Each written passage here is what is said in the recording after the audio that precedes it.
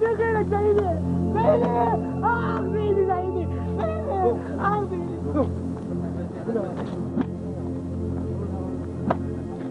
was one of the stated aims of the war to end the torture chambers. But the secret files reveal a very different story. In graphic detail, they record extensive abuse at Iraqi police stations, army bases and prisons. On more than 1,300 occasions, US troops reported the allegations to their superiors.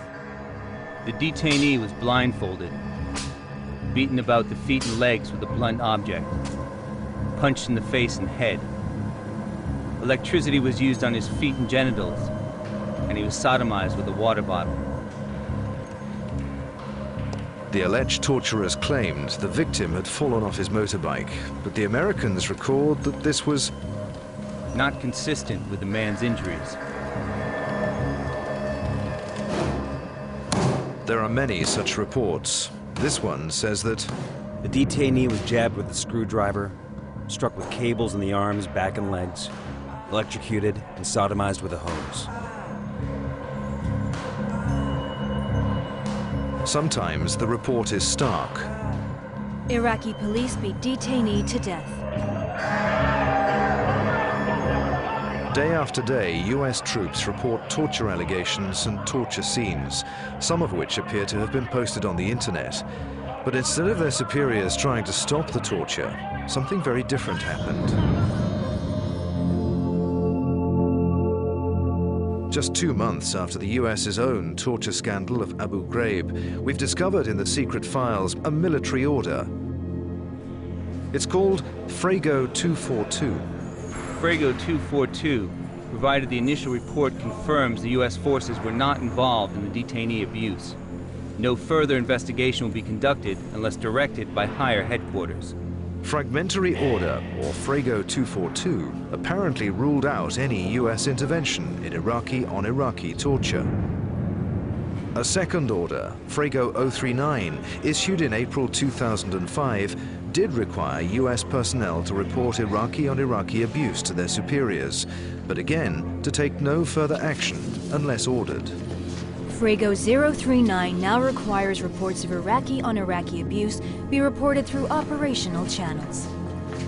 The Frago orders appear to originate from an initial order signed by the commander of coalition ground forces in Iraq in 2004, General Ricardo Sanchez. Some of the reports do appear to have been investigated, yet according to Amnesty International, no Iraqi personnel have ever received a custodial sentence for torture. I think that's quite wrong. If that is the order, then quite clearly, the US, as other governments, have a responsibility to act against torture. And if information about torture, including not by their own forces, comes to their attention, then they need to do something about it. There is evidence that Frago 242 and Frago 039 were also known about at the highest levels of US government. The most senior man in the US military was convinced his troops should be stopping torture in 2005. Then US Defense Secretary Donald Rumsfeld had different ideas. It is absolutely the responsibility of every US service member, if they see inhumane treatment being conducted, to intervene, to stop it. I don't think you mean they have an obligation to physically stop it. It's to report it. Rumsfeld's correction is telling. US troops have been informing their superiors of torture carried out by the Iraqi police and army for years, yet were apparently ordered only to report it, not to stop it. Some senior Iraqi police officers did try to act against the torture, but were warned off, making the US position even more worrying. There was another abuse, which I supervised the investigation of. The rape of one of the detainees. He was 15 years old, and he was raped by a major. Someone came to my house and threatened me. Either you abandon this case, or anything could happen to you. The US did claim to investigate torture at Iraq's prisons, Reports show US troops inspected Iraqi detention facilities on 7 occasions between late November 2005 and March 2006, and found nothing, as the coalition spokesman told reporters in Baghdad. The facilities were, by our standards, overcrowded, but the people being held at those facilities were being properly taken care of.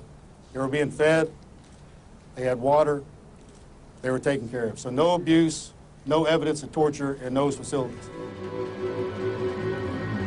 But what reporters weren't told is that during the exact period when the US says it was finding no torture, its own troops were finding something very different. US soldiers reported to their superiors 41 separate incidents of alleged abuse by Iraqi police or soldiers in the same period. They include multiple claims of detainees being beaten, including with chains, and a detainee who says that he was electrocuted. Even though the secret files may not relate to the specific sites of inspections, they are direct proof that the coalition knew that torture was still happening, and that the US had chosen to turn its back.